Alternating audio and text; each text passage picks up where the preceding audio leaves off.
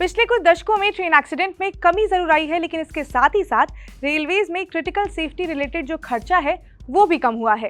क्या कहते हैं आंकड़े और कितना बजट रेलवे को क्रिटिकल सेफ्टी के लिए हर साल दिया जाता है, बात करेंगे इस वीडियो में। नमस्कार, मैं हूं स्वर्णा और आप देख रहे हैं अनकट।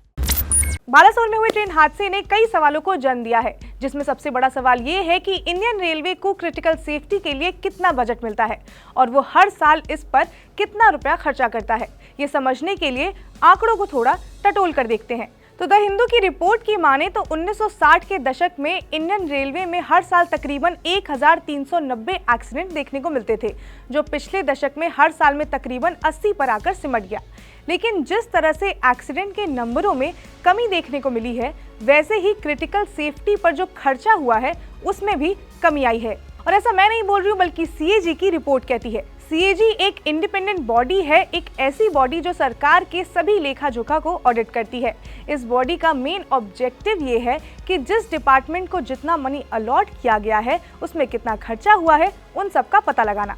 तो 2017-18 से लेकर 2020-21 के ऑडिट में सीएजी ने कहा कि खराब रखरखाव, ओवर स्पीडिंग और मैकेनिकल फेलियर पटरी से उतरने का इम्पोर्टेंट कारण था। द हिंदू की दूसरी रिपोर्ट की माने तो लगभग सभी ट्रेन एक्सीडेंट में 55% एक्सीडेंट रेलवे स्टाफ के फेलियर की वजह से हुए, वहीं 28% रेलवे स्टाफ के अलावा बाकी लोगों की नाकामी की वजह से और 6% एक्सीडेंट इक्विपमेंट फेलियर की वजह से हुआ।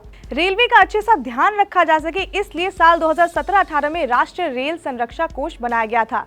ये एक रिजर्व फंड है जो 2017-18 से अगले 5 साल तक के लिए सरकार की ओर से रेलवे को 1 लाख करोड़ का कोष मिला था।